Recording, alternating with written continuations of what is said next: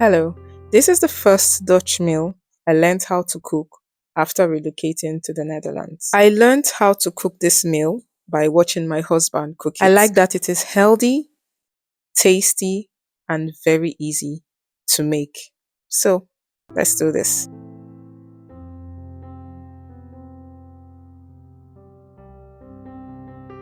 Starting with the potatoes, I prepare the potatoes by peeling, washing, cutting like this, and it is ready to cook.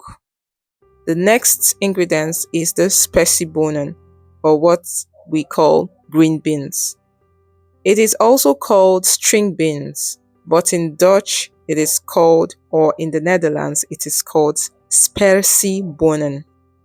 To prepare these string beans, what I do is cut off the tips like this, and then I cut the beans into two. So I do not cut the beans too small, and I don't want it as long as this. So I basically would cut it into two. That is after taking off the tips and washing it. So that is what you will see me doing.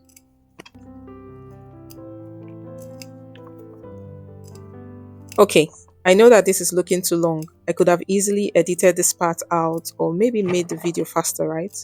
Well, I am not doing that because for some interesting reason, I just like the sound of the cutting of the beans.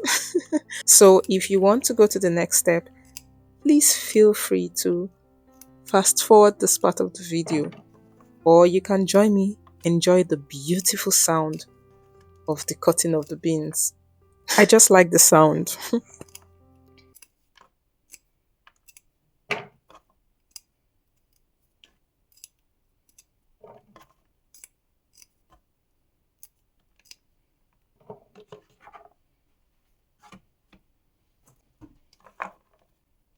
And you might have noticed I switched to cutting off the tips like this because I find it more faster.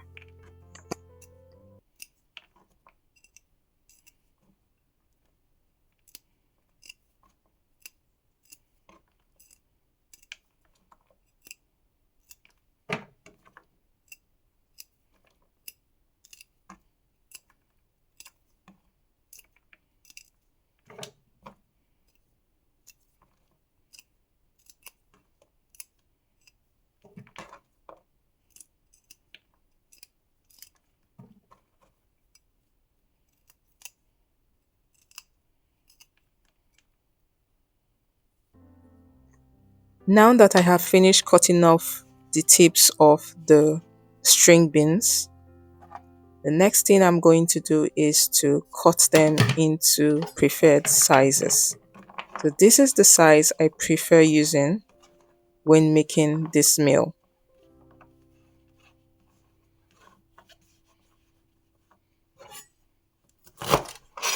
Exactly, just into two, because I don't want it this long and I also do not want it short. So my best option is to cut it into two like this.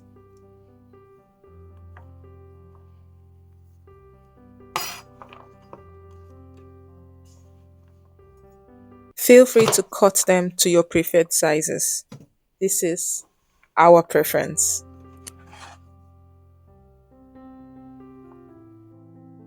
Now the beans is ready to be cooked. To cook the beans, what we usually do is use the steaming method to cook the beans, or usually most of our vegetables. So we do this for broccoli, cauliflower, or string beans. So what I do is pour water in a pan, place the steaming pan, and then put the vegetable in the steaming pan. And the vegetable will be cooked in about 12 to 15 minutes. And then the most important thing to do is after the vegetable is cooked, to run it under cold water. This way it stops the cooking of the vegetable. So that's what we do. Vegetable is ready. Potatoes is boiling nicely. This thing you see me using is to prevent the potato from spilling over. This is called a spill stopper. Please Get it if you haven't, it is very useful. Now that the green beans and the potatoes is ready, the next thing is to make the choux. So this is the Dutch word. It is called choux, and yes, it is spelled Jus, but it is pronounced choux in the Netherlands. Think of this as powdered gravy. So you basically use this to make gravy, right? You can either use this one or use your homemade gravy. I am making this based on the instruction provided on the pack. So it's basically melt your butter, pour the powder, fry it for some time, and then add water, stir until it thickens, and your choux or gravy is ready. So that is what you are going to see me do. This is going to be served with the potatoes and string beans. Now, as you can see, for this meal, you basically need 3 major ingredients. No, scratch that. 4 major ingredients: potatoes, string beans, gravy, and meats or any form of protein. So now gravy is ready, on to the next. For the meat, I am using Speklapje. Now, Speklapje is basically pork or bacon in Dutch. So we're using bacon strips or bacon slices. Yes, basically. To prepare this, I am using butter and some drops of cooking oil. Now, you can use your preferred source of protein. Like I said, for this meal, we are serving it with pork slices or bacon slices, right? And it's basically, you know, cook it like this until golden brown, and then it is ready to serve. But make sure it is properly cooked though. So yes, that is what you're going to see me doing.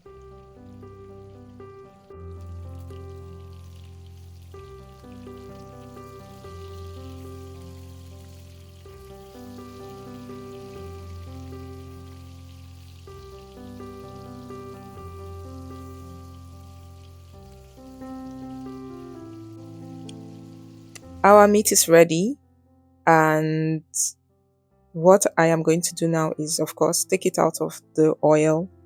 Now, for this oil, you might be wondering what we can do with this oil. I am going to repurpose this oil. I am going to be making my own choux, or basically call it some sort of plain gravy. Anyways, I do not know what this is called, but I know that I am going to keep stirring until it boils properly, and then I also will serve it with the meal. So basically, it's something you can pour on your meat. And yes, food is ready. As you can see, we have the cooked potatoes, properly cooked or nicely steamed green beans. We have the gravy, and we also have this other gravy from the meats. And then we have the meats. So basically, food is ready. Now, this will be served also with this. This is called apple mousse. Now, what is it called in English? Let me think. Of course, it is called applesauce. I literally had to look it up. Anyways, we're serving this with applesauce. I like that this applesauce says it contains 0% sugar and 0% preservative. So I hope it is true. I mean, with all this packaged food, right? Anyways, so time to serve our meal. I am going to be showing you a demonstration of how I would usually serve this meal or dish this meal, right? So place the potatoes and then place the string beans or Sperziebonen, and then place your meats, and then pour some good amount of gravy on your meat or however you want it, just a nice amount of gravy, and then you then serve the apple mousse or the applesauce by the side. See, there is this unique taste when you combine the applesauce with the gravy and then the vegetable. And in fact, it is divine. You should try this. So yes, guys, this is it. This is one of the first meal I learned how to make after relocating to the Netherlands. If you are Dutch and you're watching this, how did I do? And if there are different ways to make this meal, please keep in mind that this is what I know. So I am open to ideas and suggestions. And if you are looking to try this meal, let me know in the comment section. Thank you for watching. See you next time. Yours truly, Princess.